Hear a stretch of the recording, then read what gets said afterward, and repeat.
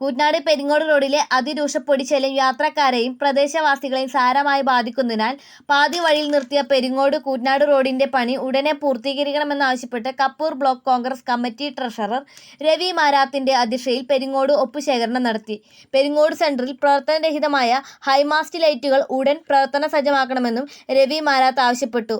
ഒപ്പുശേഖരണത്തിൽ Ajayan Koottanad, Kasim Kothachira, Velayudhan പ്ലാക്കാട്ടരി, Manikandan K, Mohanan പ്ലാക്കാട്ടരി, Muhammad Anakkallinkal തുടങ്ങിയവർ പങ്കെടുത്തു. News desk Thrithala news. Peringode റോഡിൻ്റെ ഈ ശോചനാവസ്ഥ പരിഹരിക്കണമെന്ന് ആവശ്യപ്പെട്ടുകൊണ്ടാണ് നമ്മൾ ഇത്തരത്തിലുള്ള ഒരു ഒപ്പുശേഖരണവുമായിട്ട് മുന്നോട്ട് വന്നിട്ടുള്ളത്. കാരണം ഇവിടുത്തെ പെരിങ്ങോടിനെ സംബന്ധിച്ചിട്ട് 2 ഹൈമാക്സ് ലൈറ്റുകളുണ്ട്. രണ്ടും പ്രവർത്തനയോഗ്യമല്ലാതിരിക്കുന്ന ഒരു അവസ്ഥയാണുള്ളത്. അതുകൊണ്ട് നമ്മൾ 2 ബാങ്കുകളും കാര്യങ്ങളും സ്ഥാപനങ്ങളും സ്കൂളുകളും എല്ലാം ഈ പ്രദേശത്ത് നിലനിൽക്കുമ്പോൾ ഈ 2 ഹൈമാക്സ് ലൈറ്റും വർക്ക് ചെയ്യാത്ത ഒരു അവസ്ഥയിലാണ്. പെരിങ്ങോടിന് സത്യത്തിൽ ഒരു ഇരുട്ടിലാക്കിയ രീതിയിലാണ്. ഇത് വെറും നോക്കുകുത്തിയായിട്ടാണ് ഈ 2 ഹൈമാക്സ് ലൈറ്റ് നിൽക്കുന്നത്. അതുപോലെ തന്നെ പെരിങ്ങോട് കൂറ്റനാട് റോഡ് 2023 പണി തുടങ്ങുക എന്ന് പറഞ്ഞിട്ട് രണ്ടും കഴിഞ്ഞതാണ്. ഇതുവരെ അതിൻ്റെ പ്രവർത്തനങ്ങൾ ഒന്നും ആയിട്ടില്ല.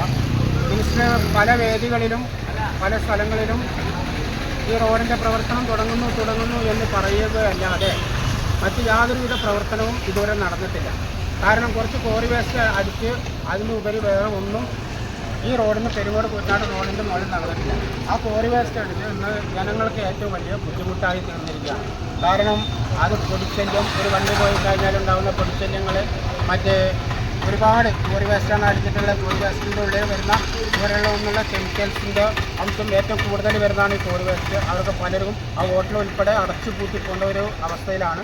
അതുകൊണ്ട് ഇത്തരം കെമിക്കൽ ശ്വസിച്ചുകൊണ്ട് ജനങ്ങൾക്ക് ആസ്മ തുടങ്ങിയ ശ്വാസതടസ്സങ്ങൾ, മറ്റുള്ള അസുഖങ്ങൾ വന്നുകൊണ്ടിരിക്കുകയാണ്. അതുകൊണ്ട് മന്ത്രി ഇതിന് എത്രയും പെട്ടെന്ന് ഒരു പരിഹാരം കണ്ടെത്തണമെന്ന് ഞങ്ങളെല്ലാവരും കൂടി ജനങ്ങളിൽ നിന്ന് ഒരു ഒപ്പ് ശേഖരിച്ചുകൊണ്ട് ഞങ്ങളുടെ മിനിസ്റ്റർക്ക് ഒരു അപേക്ഷ കൊടുക്കുന്നുണ്ട്. ആ അപേക്ഷയുടെ മുകളിൽ ഒരു പരിഹാരം കാണുമെന്നുള്ള ഒരു പ്രതീക്ഷയിലാണ് ഞങ്ങളിരിക്കുന്നത്.